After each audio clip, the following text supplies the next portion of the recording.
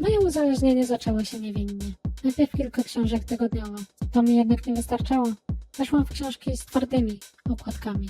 Dealował nimi Gregor, stary sprzedawca wycieraczek do maluchów. Rodzina wiedziała, że coraz bardziej oddalam się od rzeczywistości. Kiedy spróbowali mi zabrać książkę, wpadałam w furię. Mój chłopak też dał mi ultimatum. Albo ja, albo twoje książki. Zastanawiałam się, kto go będzie chciał, ale wywalamy na to. Wszystkie moje oszczędności szły na książki. Cały dom zawalony książkami. Młodsze rodzeństwo robiło sobie z nich zamki i atakowali się nimi. Aplikowałam je sobie w hardkorowy sposób. 2 strony w sekundę. Podobno moje oczy wyglądały wtedy jak świetliste smugi i były całe czerwone. Ręce poździerane od przewracania kartek. Moi uzależnieni koledzy patrzyli na mnie jak na kosmitkę. Wkrótce rodzice nie mieli wyboru i musieli mnie wywieźć do ośrodka. Nawet tego nie pamiętałam, bo byłam pochłonięta lekturą. Później zamówili koparki, żeby pozabierać wszystkie książki. W ośrodku ocknęła się, gdy skończyła się książkę. Lekarze w białych fartuchach przyczepili mnie do krzesła, a ja wierzgałam jak szalona.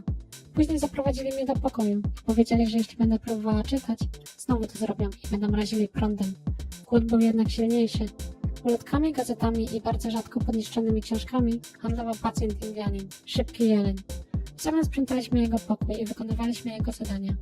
Naszymi sprzymierzeńcami okazali się świadkowie Jehowy, którzy przynosili złaknionym więźniom strażnicę. Niestety, nasi opiekunowie często nas przyłapywali i razili prądem. Uszkodzili mi przez to mózg. W końcu nie mogłam tego dłużej znieść. Razem z szybkim jeleniem obmyśliliśmy plan, jak uciec. Niestety, mój towarzysz dał się złapać, ale poświęcił się, dzięki czemu mogłam uciec. Nareszcie stałam się wolna. Może nigdy nie będę już mogła czytać tych książek, ale może uda się okraść bibliotekę. Nie miałam oszczędności, więc wylądowałam na ulicy. W kryzysowych chwilach, nie mogąc wytrzymać, zaczepiałam przechodniów, pytając: dasz może piątaka? Zbieram na książkę. Ci opluwali mnie i mówili: zbierałabyś na narkotyki albo alkohol, jak normalna patologia. Uważali mnie za najgorszy sort. Bezdomni zaczepiali mnie i często kopali. Z ulicy wyrwał mnie pewien poczciwy chłopak, Jurek, który pokazał mi, że nie trzeba mieć ciekawości w sobie, żeby normalnie żyć. Mówię to dla przestrogi dla wszystkich, którzy chcą się w to uwikłać. Nie warto. Zajmijcie się narkotykami albo seksem. Nie niszczcie sobie życia.